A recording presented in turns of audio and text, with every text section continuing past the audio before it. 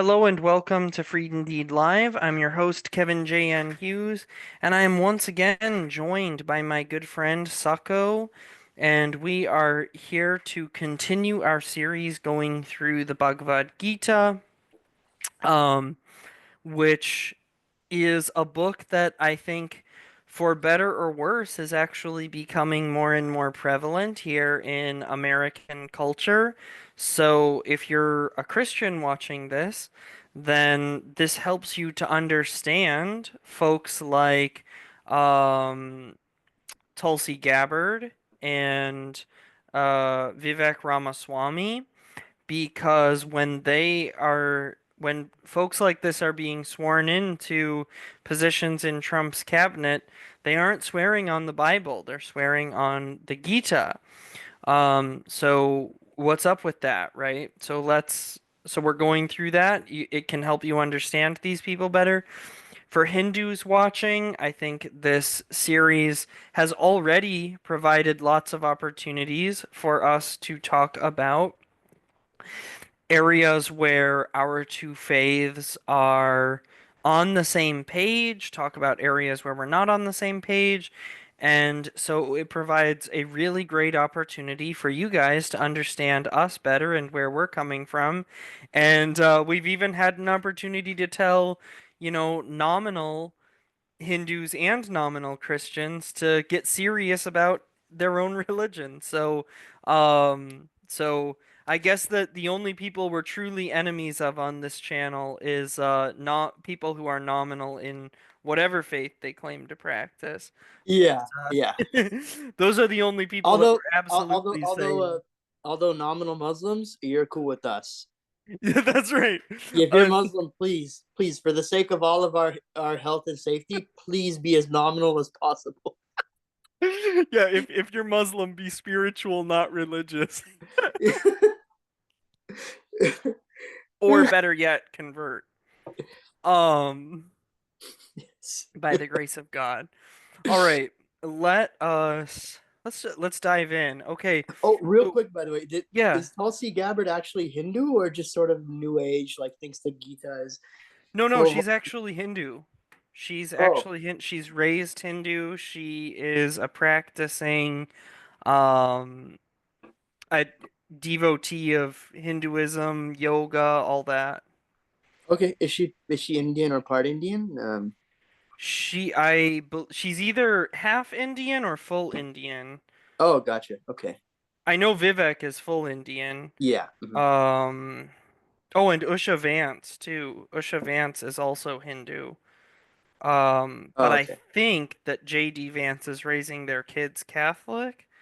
So I think their kids are Catholic, but she's still Hindu. Let me see, Tulsi. That's a good question. I've never actually looked up to see what if she is. I know that she's like I know that she's at least half Hindu or Hindi. She is, I think she's half Hindi, half Hawaiian, if I'm not Oh, mistaken. Let me oh well, see. well, we wouldn't say Hindi, just Indian. Oh, okay. Because Hindi is the language. Hindi is sort of one of the, like, I guess say the lingua franca of India, but there actually really isn't an official like people can say they speak Greek or Italian, or no one can say they speak anything like Indian. It's like, Oh, okay. what do you speak? Hindi? Do you speak Gujarati? Do you speak Urdu? So Got you. Hindi is just sort of like the one that everybody just sort of agreed to. Like, okay, this is gonna be like sort of the language that, um, like if you're gonna have diplomats to India, this is what they speak, and Got you. this is what like government building signs and all that are going to be written in it. There's going to be other languages as well, but like, yeah, so Hindi is sort of like the lingua franca that everybody just sort of agreed to. Oh, okay. Got it. So Tulsi's mother was born in India but grew up in Michigan, and her father is of Samoan and European ancestry. Oh, So okay. she's half Indian, half. A Pacific mix Islander. of Samoan and European. And Okay, she's from Hawaii. yeah, that makes sense. It does. It does make sense. All right. So we were in verse 31 of chapter 2 last time. So that says, furthermore, considering also your own duty, it does not befit you to falter, because to a kshatriya there is no greater merit than a righteous war. And the kshatriyas, like, what is a kshatriya again, Sako? Oh, basically, they are the second Varna. So the first Varna are the Brahmanas, who are like the priestly Varna. They they learn and memorize the Vedas. They're essentially like the knowledge keepers. They administer the rituals, the rites, and all that. They, you know, yeah. So they do the priestly stuff. The Kshatriyas are the warriors slash rulers. So either they fight in the wars or they govern, or both. If you're a king, you're sort of expected to actively take part in the fight. Um, Right. as an example to your troops. This doesn't mean all of them did, but you're supposed to. And so, yeah, so that's sort of like the protector class. The third Varna are the Vaishyas, who are sort of like the merchants and skilled artisans.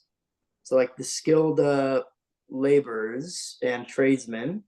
And then the final ones are like the Shudras, and their best way to describe them is they're like the serfs in a feudal system. They're like the people of the land. They farm. Uh, they they basically are like they serve the other three. Okay. Yeah, So the kshatriyas are warriors, and that's why for them there's no greater merit than to have a righteous war. yeah, because not because there's glory in killing, but because they're doing their what's known as a svadharma, their duty. Makes sense. All right. Happy are the Kshatras, O Arjuna, to whom a war such as this one comes of its own accord. It opens the gates to heaven. But if you do not fight this righteous war, you will be turning away from your duty and honor and will be incurring blame.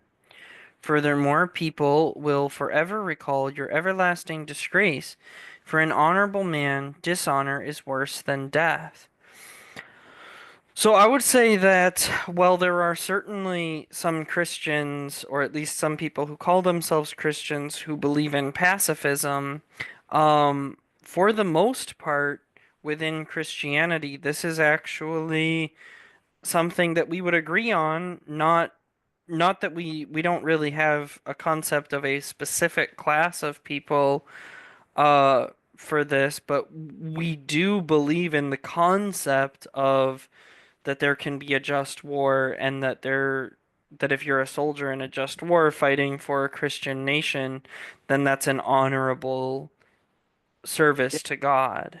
The only situation the where the Christian of any stripe is expected to be passive is in the face of martyrdom. Right. Like, Well, and monastics. when okay, yeah, monastics are like uber holy, so Right. so they're and holy doesn't mean they're necessarily better than the rest of us, although But they're set apart to. yeah, holy or kadosh in Hebrew means to be set apart, set aside. And that could be due to moral reasons, like this person is particularly righteous and upright and whatever. So God sort of sets them apart as a prophet, or um, ser- um, to serve him in a particular way.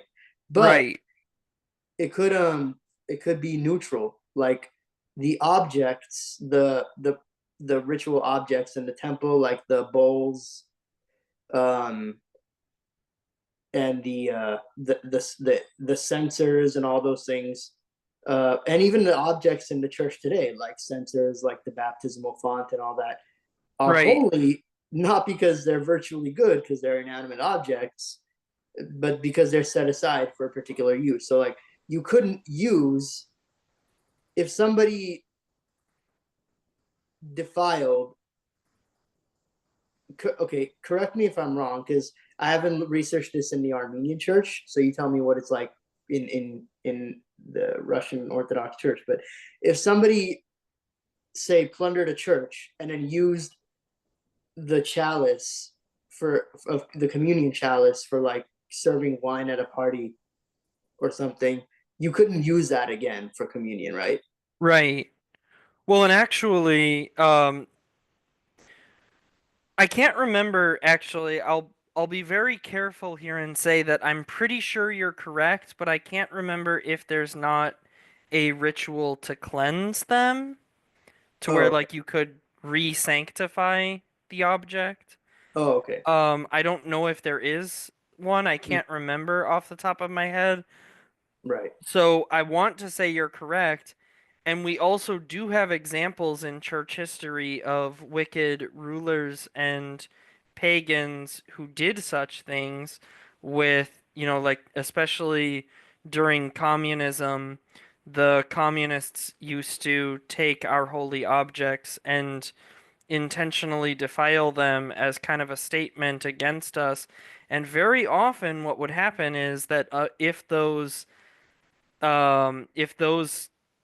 atheistic communists did not repent of these actions, they would suffer greatly for this action. So God does protect his holy objects as well from such defilements. Even if he doesn't stop the person from doing it, he does make it known that he is not pleased with such an act. Um, Yeah. so that's worth noting about that. But yes, if somebody did do something like that, then it would render that object unusable for worship. Yeah, exactly. So that's what holy means in a Christian and Jewish context, which, it's important for modern Protestants to get this as well because they sort of associate holy with like goodness or like perfect goodness. Right. And they're like, oh, we're all sinners, so how can we say such and such a person is holy? They or whatever. They like if you're a sinner like me, or they say like, okay, if somebody like Saint Nectarios is a sinner like me, and we're both sinners, how could you say he's more holy? Well, because he's celibate and he lived a life Right. really devoted to God, and he didn't eat meat, and he's more set aside, set Exactly. apart than you and I are, who are in the world, who have worldly concerns like family, job, career, whatever. Exactly. That's what If we you have a problem with that, consult St. Paul in 1 Corinthians 7. mean. Yeah, like it's this sort of post enlightenment thing, and this isn't going off topic because this is actually another point of agreement with our Hindu friends here because yeah, people in the sort of post enlightenment Western context get kind of butthurt about this idea that some things are more holy or sacred than others, and some Right. people are more holy and sacred than others. Like Exactly. if you like and for any Hindus who are listening, you could sort of see this like if you belong to let's say the Advaita or Vishishta Advaita tradition, right? Who is more holy, you or Shankara or Ramanuja? Yeah, Right. it's like somebody would look at somebody like Shankara or Ramanuja living a saintly life. They're reticent to even like squash a bug. They're Mm-hmm. they like both of them I believe got like assaulted or attacked by robbers on the road and they didn't fight back. Um like I'm sorry, but like if I was Hindu, I would unapologetically say, yeah, those guys more holy than me. I Right. would fight I would like fight like hell to against those robbers. I'll like take an eye out or something if I could. Like, Right. so it's like, Exactly. so it's Well, like and this is one reason why, like, I know it makes some people uncomfortable, but like this is part of why monastics are called not to be married, because if you're married, then you have an obligation to fight back against somebody who wants to do harm to your family. But if you're not married, then you have the freedom to just accept this sort of radical compassion that you're not going to fight back against people who attack you. So, um, yeah, it's like, and it's like, what you call it? It's like, and then we can sort of bring in the moral part of the holiness back into the discussion, because think about it. If you live a life completely devoted to God, where you're not competing, you don't have this sort of tension between the things of God and the things of this world, right? Then naturally, if you are dedicated to that holy life, you're going to become more morally upright. Not saying it happens for everybody, not saying there haven't been corrupt monks or whatever. I'm not right. saying every person on Mount Athos is like Saint Nectarios, but you just like when you live a life where your only concern is your standing with God, you You just live that life naturally very become differently. more morally conscious, more sort of purified than your average guy at the office. Right. So I would say that, yeah, in a certain respect, yeah, we're all sinners, but also in a certain respect, those people, those monastics, are more holy than I am by virtue of A, being set apart for a specific purpose in service to God, and B, by not having to be in the world and compete with world, like have to deal with worldly concerns. They become more morally upright than Right. me. So yeah. Um, so And so going this back to, is this is a similar thing that we're seeing here is like somebody who if somebody who's like a guru or something who can spend his whole life fasting and reading the Gita is set apart. He doesn't have to participate in war. Um, but like somebody who's a warrior, his job is to fight so that those people can do that. So, like you said, this is more or less actually a point of contact for us. Um, but I just wanted to point that out because, you know, some people are going to get a little bit um weird about this. Like, well, if you don't do this, then you're neglecting your duty. Well, within the Christian tradition, we have lots of examples of this as well, where people were called to fight against Mohammedans or different things and yeah, um, um, had to do their duty. yeah, and it's like, okay, if they if there's no escape, and I'm gonna sort of tread carefully here because I know it's a little bit of a gray area, but when you're if you're a Christian, you're in a position where there's no escape. They're like literally holding a blade to your throat, saying, renounce your Christian faith, or I'm gonna slit your throat.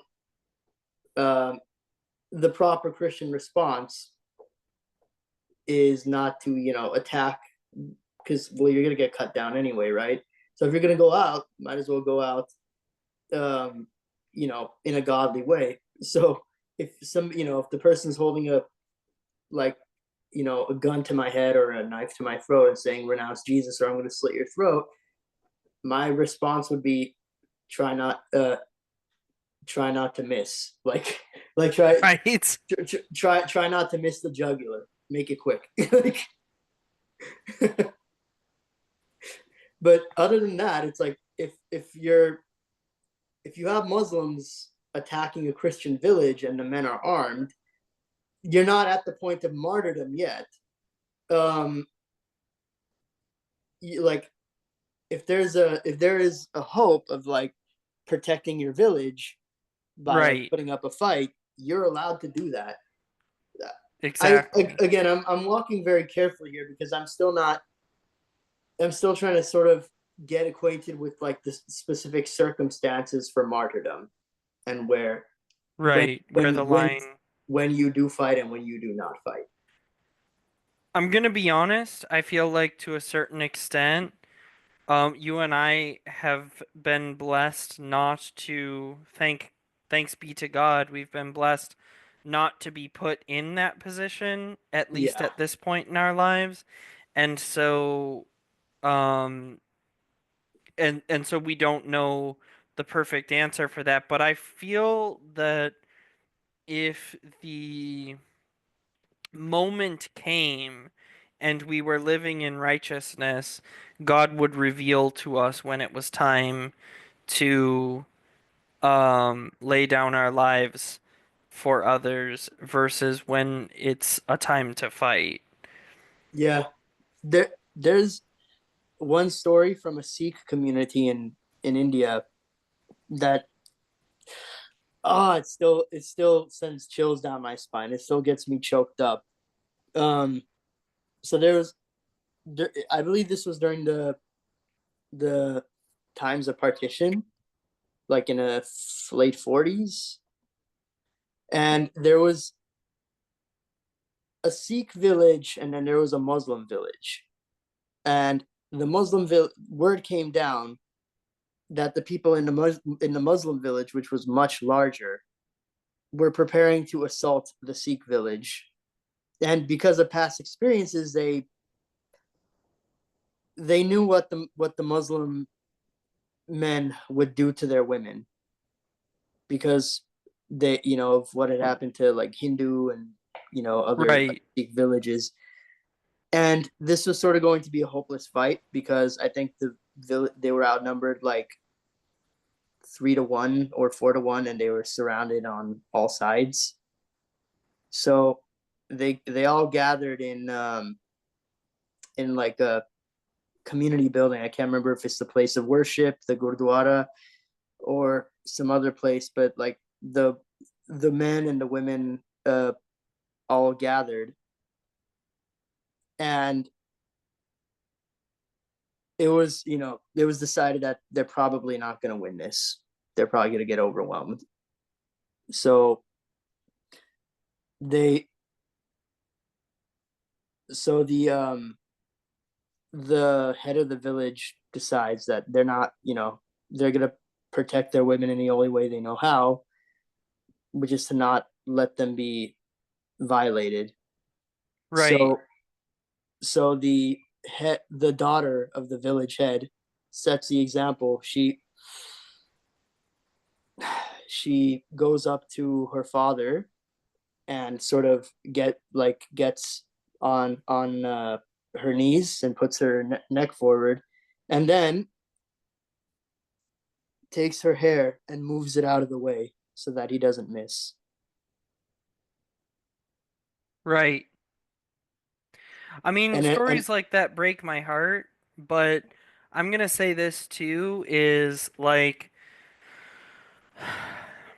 all of their blood is on if you're a Muslim, let's be honest, their blood is at least to some extent on your hands because Islam, especially if you're one of these stupid like British people who converts to Islam, like shame on you because Islam is a death cult. Islam is a horrid religion for just the lowest tier, most violent, most vile yeah, of society, and Islam should not exist. And I pray, if you're a Muslim, I pray that you would convert. Frankly, if you're a Muslim, I pray that you would convert to literally anything, preferably Christianity, but literally anything other than Islam is preferable to Islam. Um, yeah, so, um, okay, that's all I'll say about that because I'm gonna start yeah, getting worked up here yeah, from yeah. that story. But yeah, so like that's the story I told is like one of the cases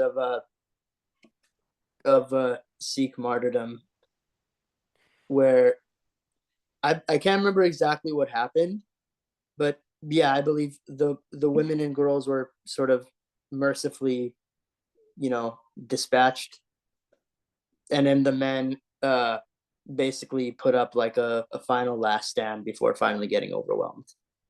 Right. So, and uh, this is why this says, if you do not fight in a righteous war, you'll be turning away from your duty and will be incurring blame. Furthermore, people will forever recall your disgrace, for an honorable man dishonor is worse than death. When we refuse to do our duty and stand up for what's right, we call down judgment upon us because, let's be honest, situations like what happened to that village would not happen if people would have stood up to the Muslims before that. If the, like, you have to do your duty. Okay, let's move on because we're getting bogged down. We're only like 3 verses into this Yeah, yeah. Let episode. This is why I love talking to you, though. We have great conversations. Yeah, yeah, So, exactly. 35. The great warriors will think that you have fled from battle in fear. These men who held you in high esteem will then speak disparagingly of you. Your enemies, slandering your prowess, will use words which should never be uttered. What could be more painful than that? If slain, you shall gain heaven. If victorious, you shall enjoy the earth. Therefore arise, O Arjuna, and resolve to fight. Let's let's see if the commentary says anything valuable on these, like, because I know we're sort of giving our own commentary, but let's see what the Ramanuja has to say on Sure. some of these, because Comment. I do have a theory of what Krishna is doing in this passage, but I want to see what Ramanuja says first. Sure. So, how far up do you want me to read the commentary? Um, I guess after the one after the last verse we read. Okay. No, excuse me. Therefore, this war is a duty. So, this is Ramanuja's commentary. Therefore, this war is a duty when done without attachment to the result. It will become the means of attaining supreme bliss. Therefore, arise and be assured that engagement in war, here, your incumbent duty is the means for attaining the supreme goal, namely liberation. This course of action alone is suitable for you, O son of Kuni. This is the purport. So Yeah. that's Okay. Ramanuja's commentary. Right. Okay. So important thing there. The reason why he's saying that this war will be your means to could be your means to liberation is not because it's inherently good to take life. In fact, Mm-hmm. the traditional Hindu view is that no, it's bad. Um, is that if Arjuna participates in this conflict, he would be doing an act of detachment because he would be putting aside his feelings for like his favoritism of his family, his blood, his line, or whatever, in order to do what is for the greater good, which is to uh, confront and you know fight evil. So, and in Hindu thinking, what one of the things that um, one of the things you need for liberation is dispassion or detachment. Mm-hmm. So, so I think what Ramanuja is trying to say here is that this war here will be your means, like your vehicle for that, your sort of act of detachment. But Right.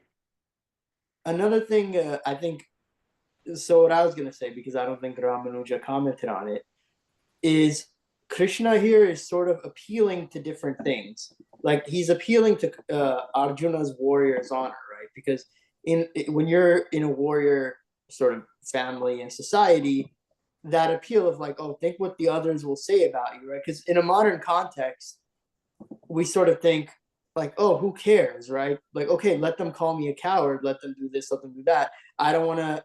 I still don't want to fight my family. I'd rather be called a coward than. But it But brings a shame warrior, on your family if you're a coward. yeah, yeah, it's not just you, but it's your entire, like, it's your wife, your sons, your grandsons.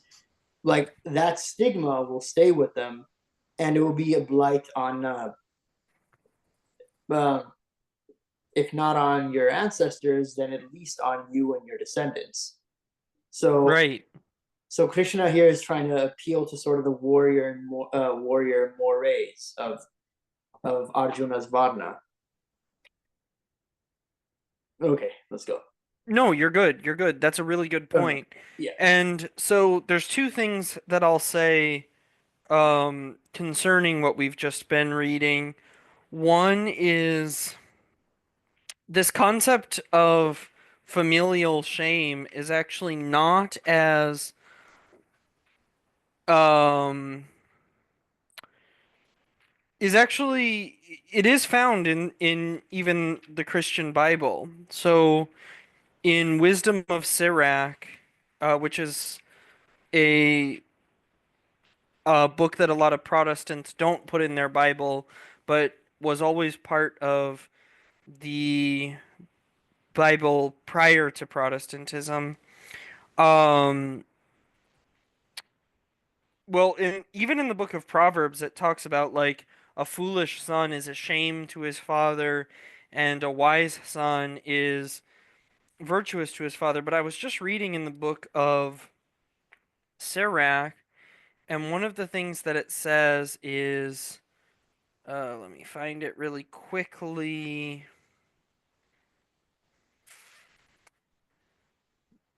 There's a passage about, okay, here. So, a fair warning, if you have any kids in the room right now, you might want to have them go play for a moment here. Um Wisdom of Sirach chapter 26 verse 5 says, "My heart fears because of three things, and I pray to God concerning a fourth. The slander of a city, the gathering of a mob, and a false accusation, all of these are worse than death." A false accusation is worse than death. Why is a false accusation worse than death? Because it damages your honor. Mm-hmm. There is also a pain of heart and sorrow when a wife is jealous over another woman, and a tongue lashing makes it known to all. An evil wife is like an ox yoke that shakes to and fro, and to take hold of her is like grabbing a scorpion. A drunken wife is very wrathful, and will not conceal her shame. The fornication of a wife will be known, and her by her haughty looks and her eyelids. Keep a strong watch over a headstrong daughter, lest she find some liberty and make the most of it.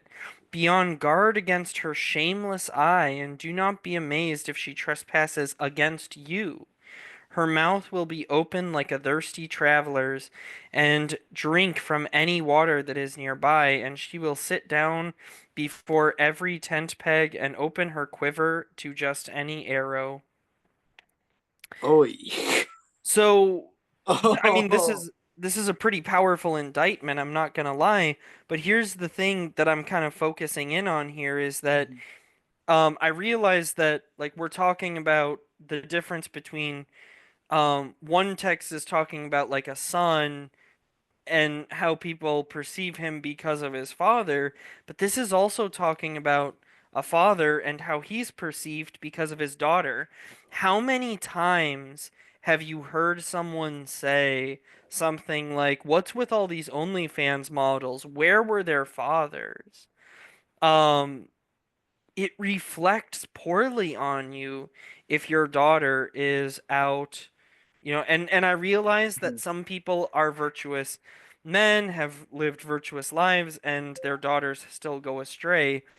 But my point is just to say that like if you're a father and God forbid your daughter is out, practicing lesbianism or making spicy online videos or something, it grieves a father's heart, and part of the grief that a father has is rightly just the fact that his daughter is being defiled, and it's shameful and it's very sad and it breaks Mm-hmm. a father's heart, but part of it is also the shame that comes back on him. What did I do wrong? Where did I go wrong? You hear this all the time from the fathers of these girls. Where did I go wrong? What did I do wrong that she has gone off the rails? Um so familial shame is a real thing, and it's worth bringing up in a context like this. Is Yeah, like, don't be a cowardly son, because what kind of mother wants to have to tell the other women in her sewing group, "Oh yeah, my son is the guy who ran away from battle." Like no mother wants to have to say that. That's not something yeah, that and um, and and and yeah, and here this is another sort of symptom of the sort of hyper individualism of our modern age. right, This whole mentality of well, I mean, like, why does anybody care what what the daughter does, or it's like why do I have to carry the weight of my dad's honor or whatever? It's like, again, it's very selfish because it's like people sort of people sort of look at it in terms of, well, okay, I'm an adult now. I have my own life. I'm my own person, apart from my dad or whatever, or apart from my mom right, or whatever. It's like, and it's like, okay, well, do you have any notion of family? Like, right, or okay, if it was your daughter or your son or whatever, how would you feel?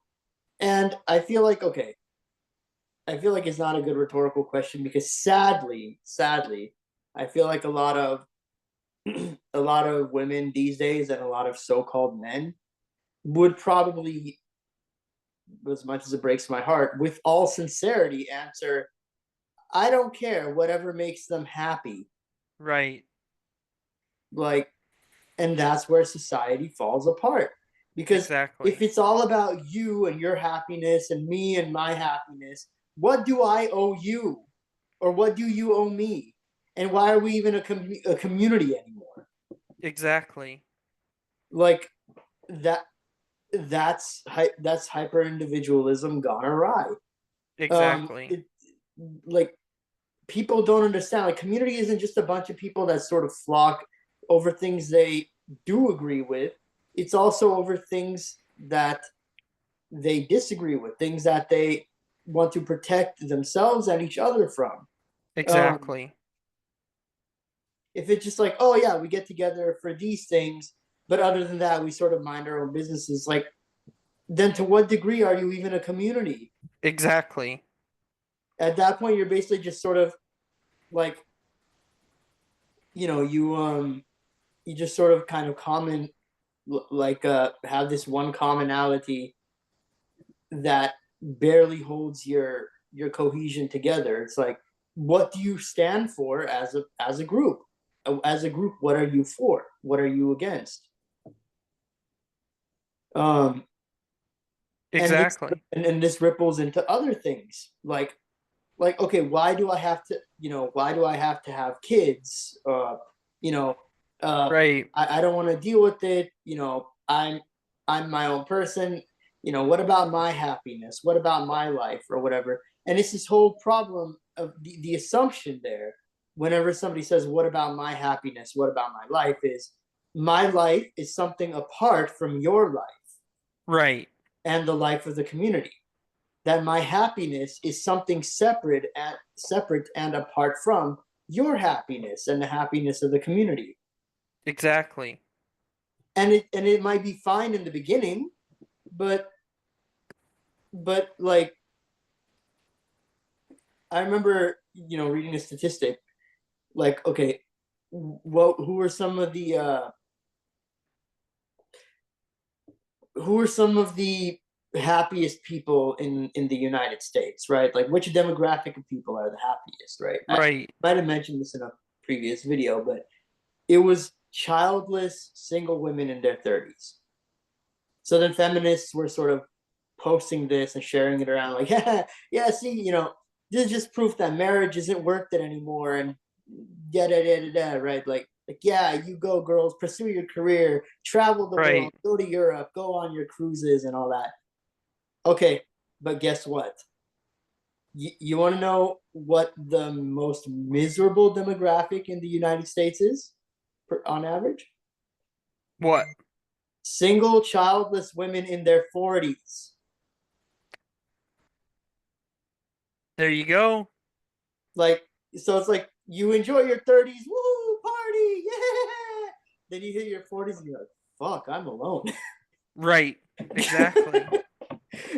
Now, I would imagine for men, it's more or less the same thing. I haven't looked at Probably the statistics on men as extensively, but I would imagine, okay, a lot of things that hit women hit men as well, later. just later. Yeah. Like, So I so would admittedly, guess that the happiest demographic of men is probably single men in like their 40s, because you're old enough that you have like some money and women are more interested in you and stuff.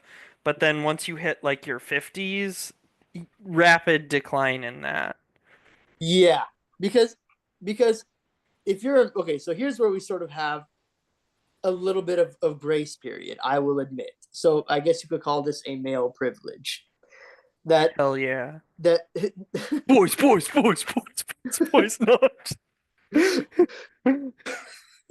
be nice, Kevin. We're talking to the sisters. There are 42 genders, and men are better than 31 of them. Boys, boys, boys. No, I'm just kidding. I'm just kidding. There aren't 42 genders. That's dumb. Okay, but in all seriousness, it's like you could call it a male privilege or whatever, right? But like if you're a man, okay, women's sort of sexual market value is generally tied to beauty, which is tied to youth.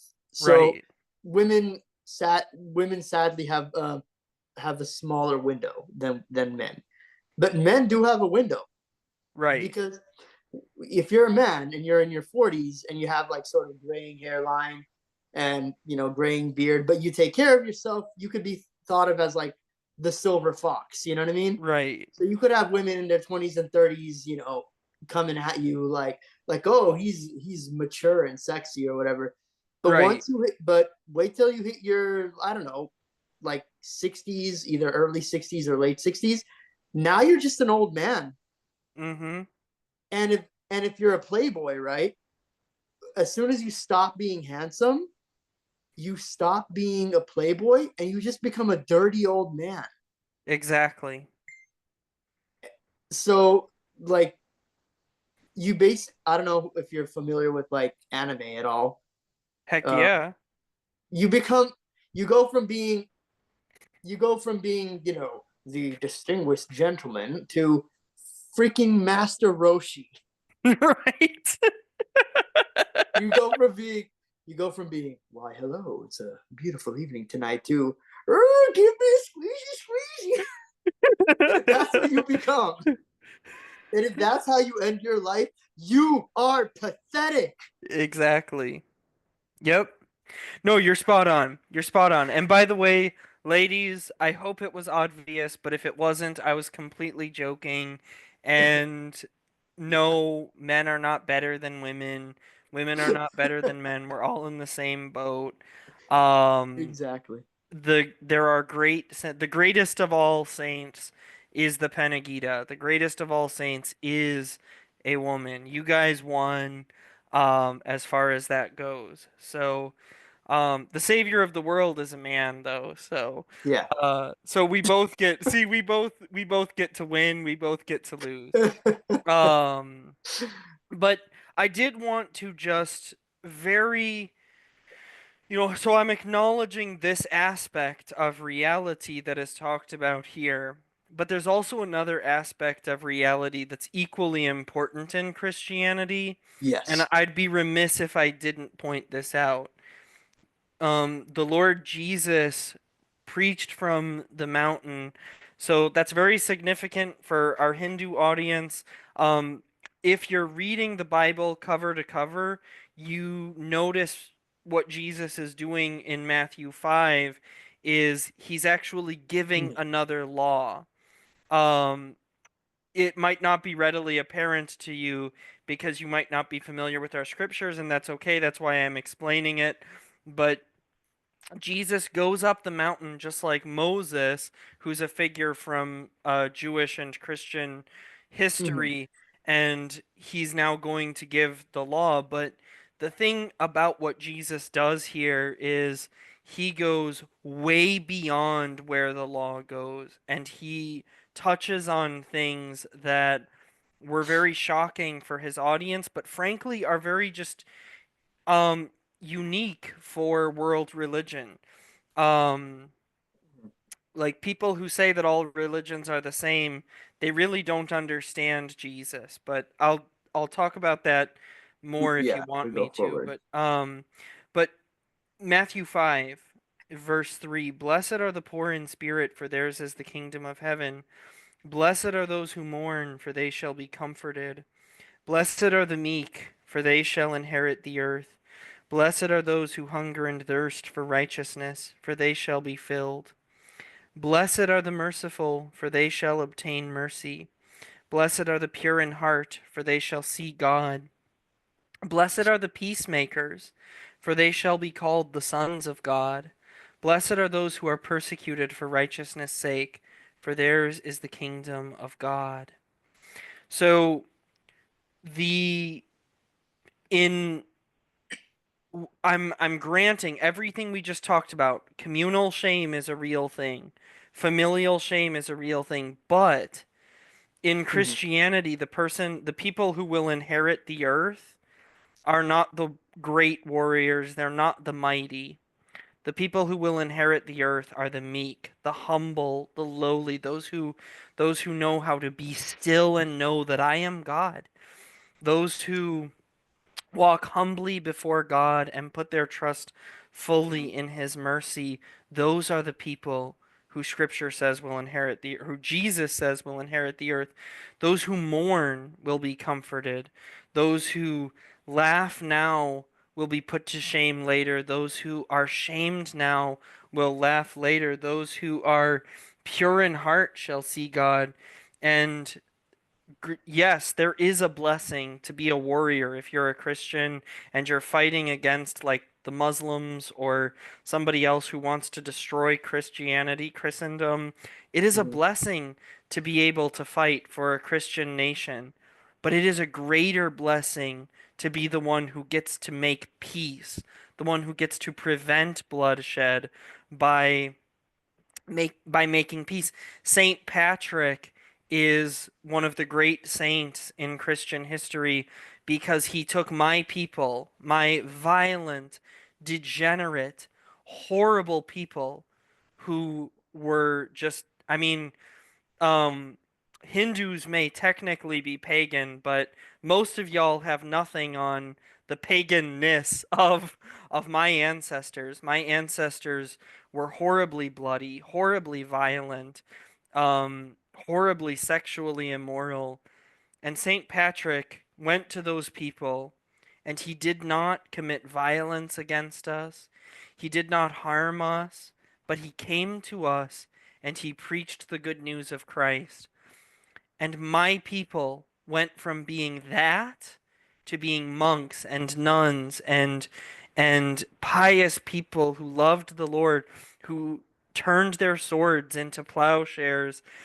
Saint Patrick is remembered as one of the greatest men in all of history, remembered as one of the greatest Christians in all of history, not because he was a great warrior, but because he was a peacemaker. He Yeah. made peace among warring factions and turned them into one people, the Celts. And we became one people in Ireland under God, a people who loved the Lord Jesus Christ and were united as one. No more factions, no more hatred, no more bitterness. All of these old rivalries laid aside, at the feet of our Lord and Savior Jesus Christ. Saint Nino in a country called Georgia, which has nothing to do with where moonshine is made. Um, but in a country called Georgia, that's much closer to India than Ireland is. But It's our next door neighbor. there you go. Yeah, that's right. For Armenia, it's your next door neighbor. Georgia was converted by a similar figure in history, a woman named Saint Nino. She showed up in this place, this pagan, violent place, um, and these people responded to her call to righteousness, to purity, to holiness, and they became a Christian nation.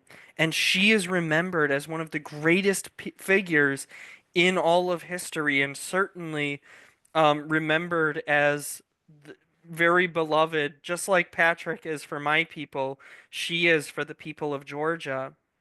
Saint Vladimir of Kiev is remembered very fondly by the Slavs, not I mean, yes, he was actually a warrior, but you know what Saint Vladimir is remembered for the most is that he baptized the empire. He brought all of these people who were warring against each other, who were rival factions, he brought them together in unity under Christ.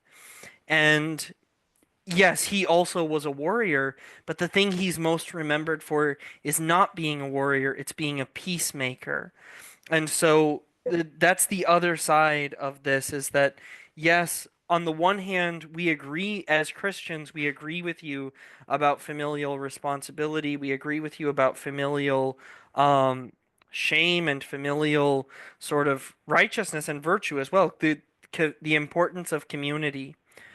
But I would just urge you to think about the fact that in Christ's economy, in Christendom, in Christianity, the people who are the greatest are the people who are the least. The people who are the greatest are not the mighty and powerful in this world. They're the people who make peace. They're the people who do that which cannot be done by force and cannot Yeah, be done by strength.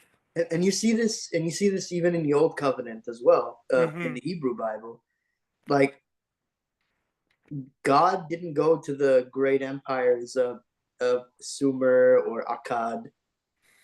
He went to a random guy in Ur and his family, and actually brought him down to an even lower station because Right. he like we don't know too much about what the sort of social pecking order situation was for Abraham's family when they were settled in Ur. But Uh, it had to be better than wandering nomad. yeah, which by the way, they were the word Hebrew, even though now we relate it as an ethnic term for the Jews, seems to have, according to scholars, come from an ancient Near Eastern word that was sort of passed around. So I can't remember which language it came from originally, but it was passed around throughout the ancient Near East to describe these like wandering pastoral semi-agricultural nomads. And that word is apiru. So um, he took, basically God calls Abraham to leave what might, at least to some extent, have been a very comfortable life in Ur, part of a stable, settled community, social hierarchy, whatever, to essentially become an apiru, which were like the equivalent of the gypsies of the Middle East, of the Roma. Like they were sort of Ouch. they were like the bottom of the barrel in the Middle East. Like there are inscriptions of kings insulting each other by saying, "Oh, your ancestors were apiru." Like they were essentially seen as like uneducated, like sheep herders. Like Right. so, um, so, so God took a man who already wasn't anyone of like particular like might or repute, right? And then took him down even lower to the bottom rung of society, just above a slave, basically in social class, and then said, "Yeah, you're gonna wander around this entire region, not settling down in any particular place for like permanently. You're gonna take your flocks and your herds and your people around here and there." Um, And don't and forget 400 years of slavery in Egypt. yeah, yeah. One of the reasons why the Pharaoh hated the Hebrews so much and their God is because he's like, I'm an incarnation of Horus, and I am the leader of one of the great empires of the world, right? What, like, how dare you, the you know the servant of a god of slaves, that build our buildings and like polish our sandals or wipe our sandals, right? You dare demand that I acquiesce to your god? Hey, maybe if your god was all that mighty, you wouldn't be my slaves. Right. That was the way that the pagan mind thought back then. uh, Exactly. Not saying that Hindus necessarily think the same way. In fact, hindus were probably Hindus and Zoroastrians are probably like the only pagans that didn't think that way. But Right. virtually everybody else in the pagan world thought that way. Yeah. So, um, so that's what. So that idea of the meek will inherit the earth is embodied right there in the old covenant, and Christ is reiterating it. And even when he did give the Israelites the promised land, right? He basically said, "See this? This is your land. No more than this. Right. You are not to take anything more. You are not even to be your like he didn't even allow them to be an empire. Like you are Right. not allowed to even try to become an empire. You have just enough land for your people to subsist on, Right. and the rest is in my hands. You do not go and conquer the uh, the people of um, the people in Syria. You do not go to conquer the Idumeans. You do not go to conquer the people of Tyre uh, and Sidon and all that. Right. You are not to do that. Like they, it's one of the few cases where like a people sort of like builds like a well-known territory for themselves and doesn't become an empire. Right. And they're explicitly told not to do that. Exactly. So so yeah, the meek will inherit the earth. So take God, that, British God people. demonstrates this from the very beginning. Exactly. Exactly. And then let's see, verse 38. Mhm. Considering pleasure and pain, gain and loss, victory and defeat to be the same, prepare yourself for the battle, thus you shall not incur blame. So this goes back to what we were saying that we agree with, that, when you that the beauty of this passage is that he's instructing him to go to war and not worry about the outcome. Leave the outcome of the battle up to God, basically, Exactly. and do his duty. So that's cool. Yeah, and in fact, um, that understanding is exactly what's reiterated later on in chapter 11, which we'll get to. But just as a little, sneak peek for those who are not familiar with the text, uh, Krishna, as God, as like the supreme Godhead, basically says those people who I'm telling you to go fight and slay, right? He says, I've already sentenced them to death. It's up to you if Right, you want to be my instrument. Like, if it's not you, I'll find, like, I can do it myself or I can find someone else. right, Giving you the choice to be my instrument of judgment. exactly. And then verse 39, this knowledge which has been taught to you so far concerns Sa Sankhya. Now listen to the teaching concerning yoga, endowed with which, O Arjuna, you shall cast off the bonds of karma. In this practice, there is no wasted effort nor any harm. Even a little of this practice, dharma or karma yoga, protects one from the great terror. In this karma, O Arjuna, in this karma yoga, O Arjuna, the resolute mind is also pointed. The thoughts of the irresolute are many branched and endless.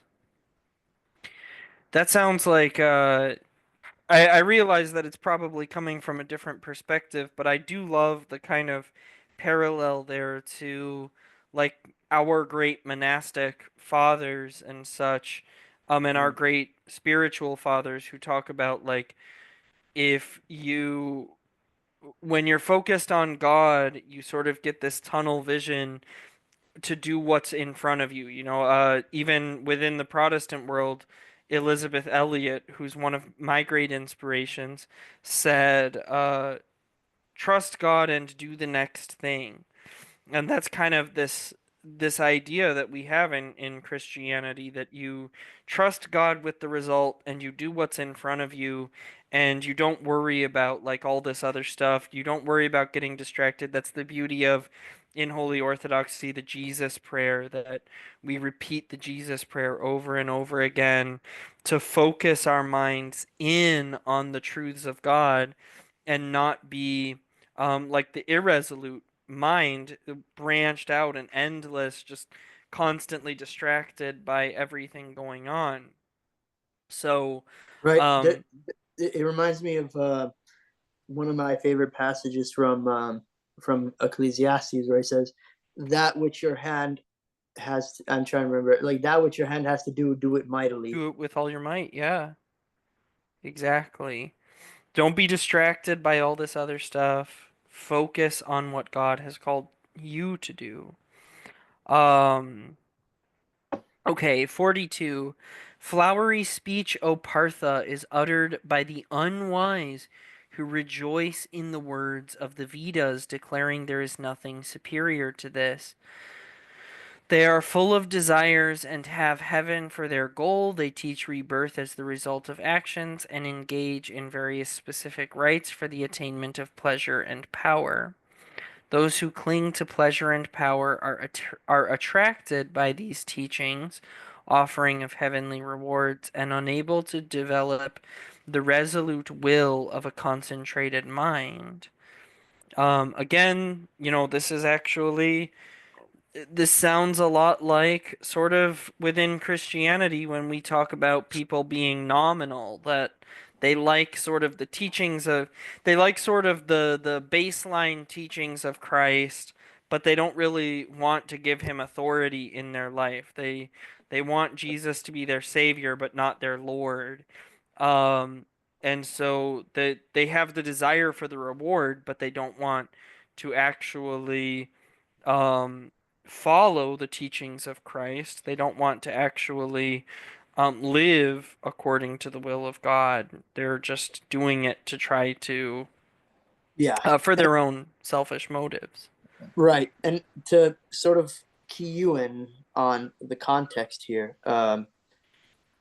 this is actually a bit of needed context for those who are not familiar with the Vedic literature. Uh, so when he talks about the teachings of the Vedas, you have to sort of understand the context in which Veda is being used in different passages. Because Veda, the word, but when you say the Vedas, you could be referring to the whole of the Vedic literature, like the Samhitas, the Brahmanas, the Upanishads, etc., like all of it. But Vedas could also refer to the original four Vedas, namely the Rig Veda, the Sama Veda, the Atharva Veda, and the Yajur Veda. And those are a series of hymns and rituals and invocations to various devas and devatas, gods and goddesses, you could say. And they don't talk a lot about the ultimate goal of liberation and all that. They're like the most archaic layer of the Vedas, like Bronze Age. you could say. And basically, you have, the goals of sort of success in this life, wealth, prosperity, like many cows, many sons, uh, and even, even if you're a man, sexual vitality. And then when you die, a peaceful afterlife in Pitaloka, or the realm of the ancestors. Live in the Um, Pita Loca.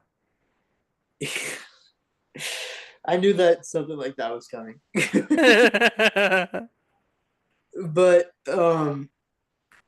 But basically, that is what he's talking about. That earliest layer of the Vedas, written by the early Vedic people, which were more sort of nomadic and tribal. They had their herds of cattle, so it really sort of appeals to what somebody of that lifestyle would want. Namely, lot sexual vigor, so that they can please their wife and they can have multiple children.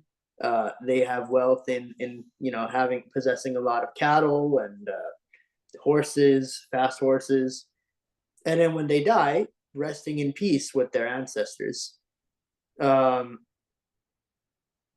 so there were those people around the time when this text was being written and compiled and edited and redacted, and they were basically just sort of the ritualists. You could almost think of them like something like the Sadducees, Mm, where like their highest ambition was basically like the ritual part of the Vedas that would give them a good life in this world and a good afterlife in the next world.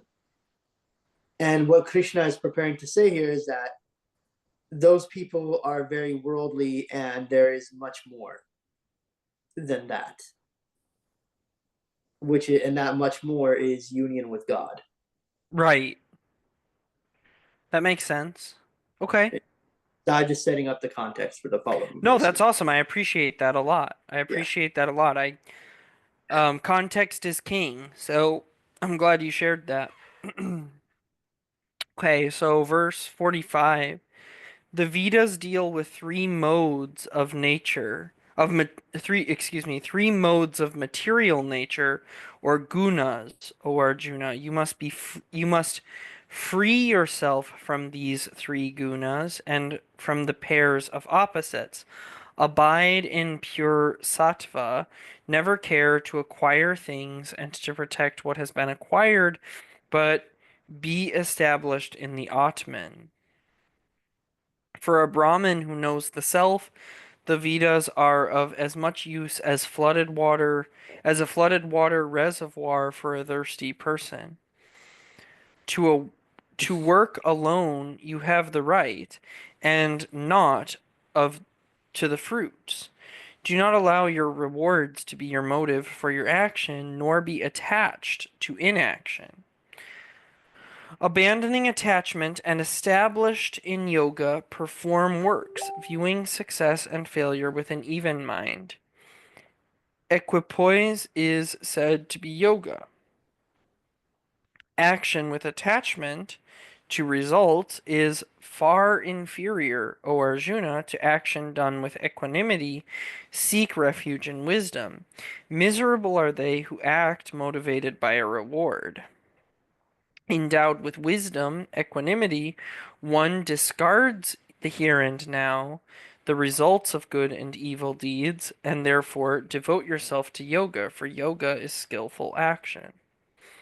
The wise who possess this mental disposition, having relinquished the fruits of action, are freed from the bondage of rebirth and go to the region beyond all suffering. When your intellect has passed beyond the tangle of delusion, you will feel distaste regarding what you shall hear and what you have already heard. When your intellect, well enlightened by listening and firmly placed, remains unshaken in a concentrated mind, then you will attain the vision of the self, or yoga. Did you have anything you wanted to say to that? No, no. I knew that there was a lot of stuff that is gonna be sort of relevant, so I'm just letting you go for a bit. Perfect. Okay. Um, What is the mode of speech, O Krishna, of one of steady wisdom, who is established in the control of the mind? What will one of steady wisdom say? How does he sit? How does he move? Okay, so this is getting into the kind of yoga that we're usually more familiar with in the West. Because like in the West, for my Hindu listeners, when we hear the word yoga, what most of us who haven't studied Hinduism think of is just like the Hatha yoga. Hatha yoga. Yeah. Um, but that's not I know that that's not really what you guys mean when you say yoga, but like that's Oh, what a oh lot yeah, of us in the West think of. yeah. By the way, before we go on that tangent, read the next verse because I want to make sure that's what it's talking about because it might be talking about one other thing that I'm thinking of. Oh, okay. Yeah. Okay, so 55, the Lord said, when one relinquishes all the desires arising in the mind, O Arjuna, when one is satisfied in oneself with the self, then one is said to be of steady wisdom. Sthita pranja, pranjna. Prajna. Um, the one mind is not perturbed by pain, who does not hanker after pleasures, who is free from desire, fear, and anger, is called a sage of steady intellect. He who has no attachment anywhere, who, when encountering the agreeable or disagreeable, feels neither attraction nor aversion, his wisdom is firmly established. Mm. Okay, so yeah, that I'm glad we didn't go on a tangent about hatha yoga because that's not what he's talking about. So when Oh, he okay. how does one sit, how does one stand? He's not talking about like positions and body movements. Got you. He's talking about like karma yoga. So the sitting and standing is just used as a stand-in for your daily mundane actions, like sitting down for breakfast, standing up to go do your work, going Oh, okay. because right now what it's going to be talking about is karma yoga, and karma just means action. And basically, this is where we have another sort of point of contact with as Christians, because remember what Saint Paul said to basically pray constantly, right? Right. So karma yoga is sort of the act of going about your day while devoting every action, everything you do to God. So you sort of get yourself in a meditative mindset that regardless of what you're doing, you're never just sort of operating on your base passions. You're never just being dragged along. In everything you do, even going to the bathroom, dare I say, God is always sort of playing in the back of your mind. Right. It's as if you're it's as if you're it's as if no matter what you're doing in your head, you're hearing the Psalms. You know what I mean? Right. So that's what karma yoga is. It's like living a mindful life where every action you do is sort of a sacrifice you're offering up to God. Okay. That makes sense. So it's kind of like what I was saying about the Jesus prayer for Mm-hmm. us. Okay, that makes sense. Cool.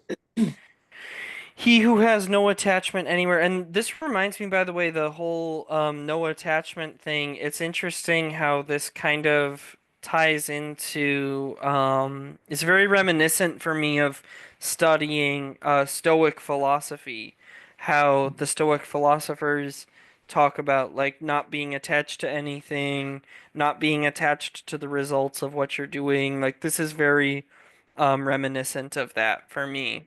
Yeah. Um, and like we have some similar concepts in Holy Orthodoxy, Mm-hmm. although it's a little bit more nuanced than this. For Yeah. us, it's more like the famous passage in James where he talks about, you don't really know what's going to happen. So you shouldn't say, I'm gonna go do this, and then you don't know what tomorrow will bring. It's, I will go do this if God wills. Like you're offering it up to God and leaving the Yeah, results up to God, and your role is to be faithful in your life.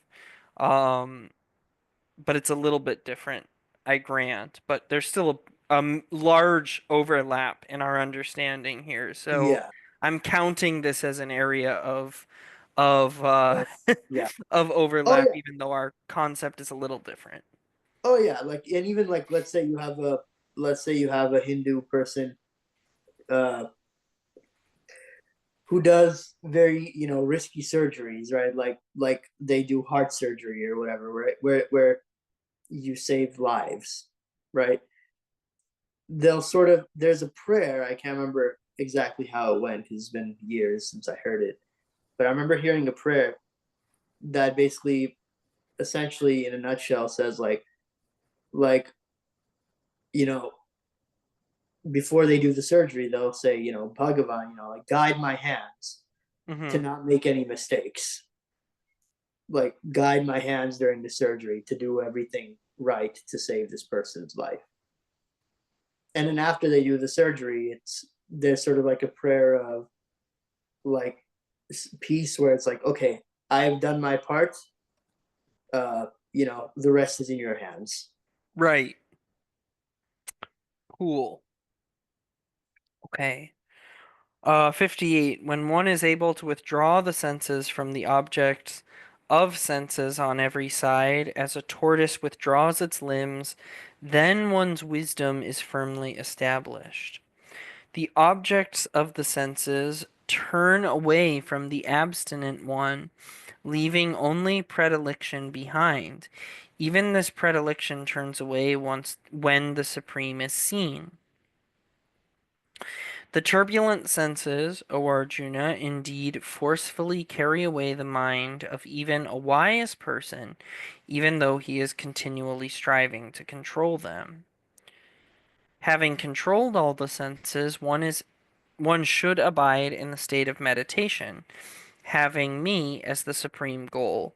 For one who has controlled his senses, wisdom is firmly established. When one deliberates on sense objects, attachment to them arises. From attachment is born desire, from desire arises anger. From anger arises delusion, from delusion the loss of memory, from the loss of memory the destruction of discernment, and from the destruction of discernment one is lost. But one who is self-controlled, moving among the sense objects with the senses under restraint, free from attraction and aversion, attains tranquillity. In that state of serenity, all sorrow is overcome, for in that case of one with a serene mind, the buddhi soon becomes well established. You're gonna like this. Guess what buddhi means in Sanskrit? What? Intellect, aka Oh. nous. Oh, okay. Okay, so now we're getting somewhere. I was thinking, like this sounds reasonably similar to like our own desert fathers and stuff. I Oh mean, yeah. I'm trying to not uh I'm trying to be careful because I don't want to read to to be unfair to Hindus by like reading their book with my presuppositions and be like, "Look, this is the same as what I believe," when Oh it's no, no, actually no. different. You're But no, you're doing just fine, because a lot of I've seen presentations from some Hindu swamis who have actually read the Desert Fathers and have been like, yeah, yeah, I agree with most of what's being said here. right, So this is a so yeah, the Hindu asceticism in many ways overlaps with Orthodox asceticism. right.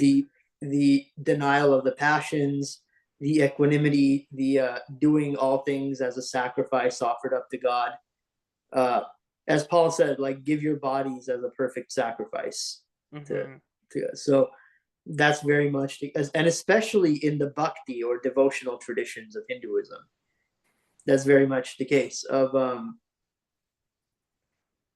it's like because in the non-dualist traditions the detachment is emphasized for more of an Mm-hmm. individual enlightenment perspective, like sort of cultivate dispassion towards these things because they're ultimately illusory and what you want is the true ultimate divine reality. So when those things no longer have sway over you, your mind is that much closer to being enlightened and in union with Brahman, right? Whereas there is a little bit of that in the more devotional personalist traditions that understand the divine reality as a personal god, right?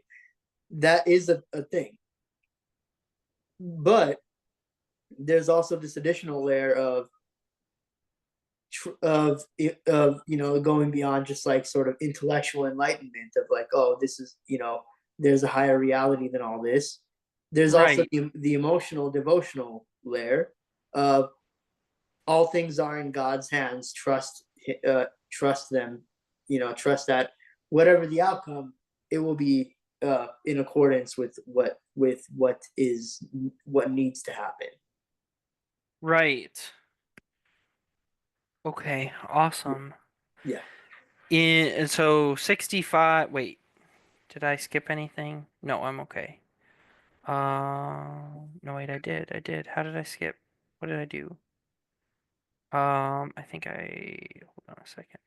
Here we go. 65.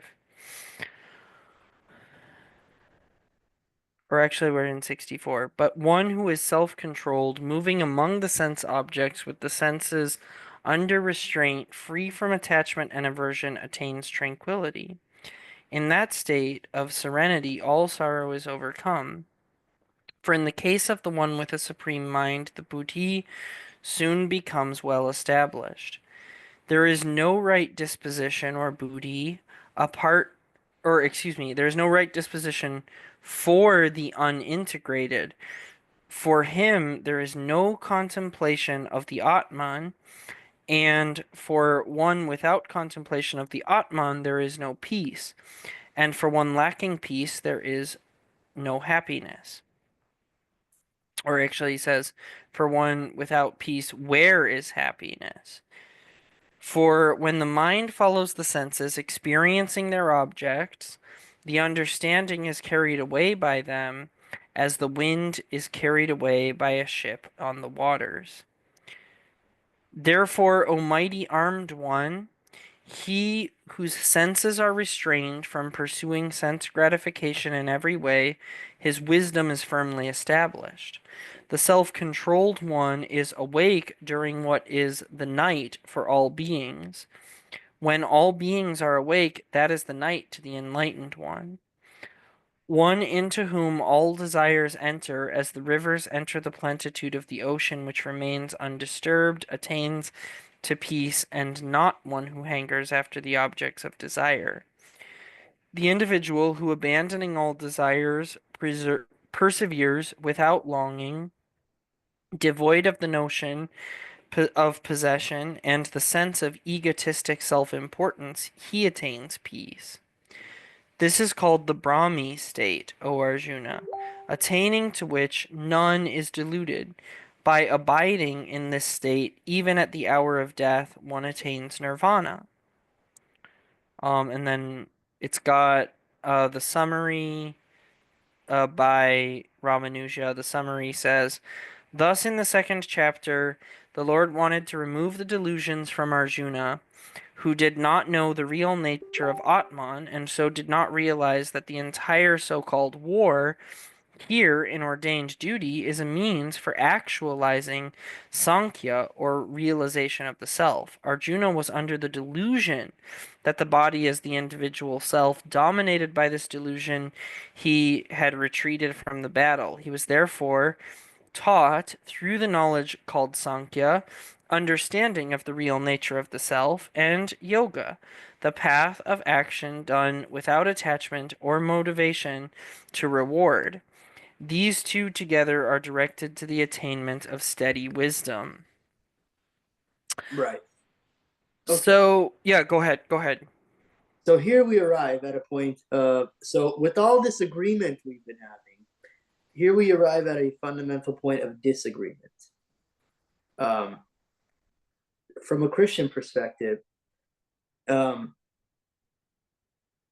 your body, your senses, your memories, your personality, all these things, they are yourself. Right. Um, because one of our fundamental departures, you could say, from the Hindu understanding of the soul and its relationship to God is that we don't believe that it is a localized manifestation of That's God's right. the one of the fundamental one of the fundament from our perspective, and this is why you could I usually reject these titles, but I guess from a Hindu perspective, you could call us a more Dvaita or dualist school of thought in regards to God, because we believe in a fundamental ontological, impassable distinction between the creature and the creator. And Mm-hmm. the what is at the root of that fundamental uh, ontological gap between creature and creator is consciousness and contingency, those two things. Contingency insofar as every creature in creation, we this is where there would be some initial agreement between Christians and Hindus that nothing exists entirely independently. Everything is sort of part of the greater whole. So that your personality, your physical appearance, your wants and desires or whatever are in many ways molded by the environment you grow up in. You're sort of like a node in a greater web, if you will. So we can agree there. Where we disagree with Hindus um, is the notion that there is a part of you, a real you, the true self, your real, you could say, like at the core of your soul, of your very being, that is not contingent, and that's the real you. We reject that. There is no part of a creature that is not contingent. Everything that makes up who you are is a pile of parts, and you are nothing beyond that pile of parts. Mm-hmm. There is not the only uncontingent one is God, and you are not God.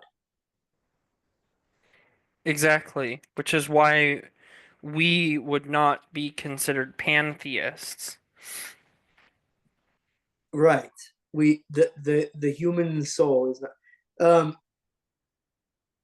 Now one can speak of God as their ground of being in Right. so far as we have God as our ground of being. God is sort of the uncaused first cause, not just in time, but also in ontological hierarchy.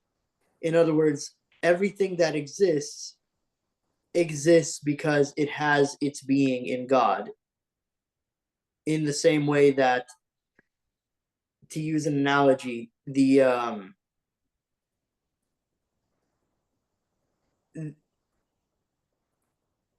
I'm trying to come up with a good analogy because I know I'm walking on thin ice when I use the dream analogy, but man, it's the best analogy I've been able to think of so far. But in the same way that when you have a dream, the world of your dream is entirely reliant on you for its very existence. Mm-hmm. That is in many ways the relationship of creation with the creator. Not that it's literally a dream in the mind of God, Right. But I but know what you mean. yeah, like it continues to exist because in okay, your dream world in many ways, and the analogy of course has its limits, but in many ways your dream world is created ex nihilo. Mm-hmm. It is made of nothing other than your mind, like the thoughts of your mind, in a sense, right? So there's nothing in creation that exists apart from having God as its ground of being. Now, now again, there's a point of departure here because we would disagree with the more panentheistic view that everything is sort of made of God stuff or God consciousness as Hmm. such, or that everything is just sort of like all creatures are just sort of localized manifestations of God. We disagree with that. We you know, we disagree that God sort of made creation from himself. So yeah, that's a no for us. But we could say that everything in a certain way, everything exists within the mind of God. Right. Like even there is no matter outside of the mind of God. So even if you say things are made of matter, okay, what's matter? And when you sort of barrel down into the you if you spend any considerable time like me, if you're like me and you don't have a life and you have the time to do this and you sort of dig deep into theoretical physics, right? You get down to what is stuff made of, right? You're like, oh, it must be made of some fundamental stuff. No, it's not. Right. You like everything is just, you could say, patterns. Like everything is made up of information. And what's information? Right. It's a series of patterns. Whatever you say, like anything that gives the illusion of substance or solidity is just that. It's like, I'm not saying the world is an illusion and that it doesn't exist. No, it exists because God says it exists. Right. But like, but when I like touch the screen here or I touch my desk, even that, like, oh, but here's a real thing. I'm touching it. No, even because there's a barrier around the atoms in my finger and the atoms in that object such that they don't even directly make contact. if Right. if they did, there'd be an explosion. Right. So Not even to the mention the fact that everything is mostly made up of nothing. It's just that that nothing is basically moving so fast that it feels like a solid thing. yeah, it's like rapid vibrations of particles, and even particles aren't a thing. Particles are just Right. nodes in a web of energy. You could say there's no as some people have said, there are no particles, only waves. Right.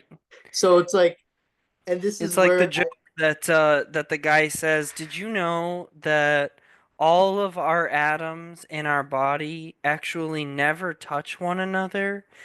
And so in yeah. reality, you have never actually touched anything in your life. So, officer, when you asked me if I punched that guy out a few moments ago, the answer is no. I I knew that, I knew something like that was coming, but yeah. So we agree with the Hindus insofar as there is no matter as such. We disagree Right, with the Hindus in their response, because then the question comes, okay, well then what's everything made up of? The right, sort of Vedantic Hindu answer would be consciousness. It's all consciousness. Our response would be no, it's nothing. right. It exists because God says it exists, Yeah, so that's where I which sort is of why he creates by his yeah, word, because he's that's where I sort literally of push saying, atheists. Like when I've had conversations with atheists, I sort of push them into a wall because okay, if we get to the if after like sort of 10-20 minutes of sort of pushing them into like, okay, well, what's this made of? What's this made of? And eventually they get to like the very outer limits of theoretical physics, right? I'm like, okay, so what you're saying is everything is made of nothing. right, Okay, well then then what is this? What is all this? I don't know. right, So for me as a theist, right? God is that something. It's not that everything is, because for me it's not a question of what is stuff made of, because Bible and Christian tradition tells us nothing. right, Stuff is nothing. But what does that nothing exist in? What is the agent, the thing, and God forgive me, I don't mean to refer to the Lord as a thing, but like what is that first principle right, because of which this nothing appears to be something or takes Right. on the appearance of something. And that's why I can't be an atheist. Right. Exactly. That's one of many reasons. Yeah. But you're right. So the basically you're making the argument from first cause, but you're making it in a much more intellectual like you're making the argument from first cause, but in a much more like the way it actually breaks down instead of the way it's usually presented, which is just Kind of everything just the, exists, therefore yeah, something like had what, to make it. right, right. And yeah, I gotta give the Thomists credit where credit is due. A lot of the guys like Dawkins and Hitchens horrendously misrepresent the Right. the classical theistic arguments to the point of being like even atheist philosophers have been like, you guys are intellectual midgets. Right. Like, even Exactly. atheist philosophers are like, that's not what Aquinas was saying. Right. Uh, yeah, Yeah, Dawkins is a joke. yeah. So, Um, but okay, so but yeah, so I dwelt on this point so much on this summary because I'm like, okay, this is a fundamental. There is even here, there's a little bit of agreement in that we don't right, that matter is this absolute thing, but the disagreement is over the answer to the next question, which is then what is it? right, The Hindus would say that everything is sort of localized God consciousness, uh, sort of putting itself in like the analogy that Advaitins and maybe even Vishishadvaitins would use is so you have this thing, right? This thing that's everywhere, which is the mm-hmm, the divine consciousness, right? Imagine it as water, right? Now imagine in the water, right? You have a barrel that you send down into the ocean, right? And so the barrel is submerged in the ocean, right? And the barrel gets filled with water, and you put a lid on it, right? So now you have water everywhere, right? And you have the barrel right, of the water, and you have water inside the barrel. right. What happens when you break open the barrel? Well, the water that's in the barrel and the water that's out of the barrel are now the same. Yep, that's the whole Advaitin understanding of liberation. That like Okay, the consciousness is always there, but because of it sort of like localizes itself in with things like limitation of time. Like it localizes itself in like, okay, I'm this person, therefore I'm not you. I'm here, therefore I'm not there. Uh, I know my thoughts, but I don't know your thoughts. You see what I mean? It's like consciousness right. being put into barrels. Yeah, Um, the Vishishtadvaitin perspective, which we're sort of responding to, is a bit more complicated than that because they believe that the souls have been individual from all of eternity, kind of in a Platonic sense, but they're sort of like limited hypostases of God, if that right, makes sense. Like they're not all knowing inherently, like their source, and they're not omnipresent like their source. They're limited in space, time, knowledge, whatever you want to say. All these things that individuate a being, right? But they are sort of eternal emanations of God, like budding off from the source. So so very yeah, similar to like Neoplatonism. exactly. Yeah. So eternally separate, but still like manifestations of the first like conscious principle, you could say. Um, whereas again, we would take the view of like that no, they you come to exist in time, Right. usually at conception in your mother's womb. And I think as we go forward, I'm not going to do that here because we're coming up near the end here. But as we move forward and as we talk more about consciousness, I'm going to little by little make a case for why the Christian understanding of this of personhood and when it comes into existence is philosophically uh, more consistent and compelling than the Platonic/Hindu view. Perfect. I look forward to that. Hey, do you have like 5 minutes after we stop the recording so that I can ask you a question as well about something that I've been rattling around in my head that might be good for a future Yeah. podcast for us? Yes. Okay, sweet deal.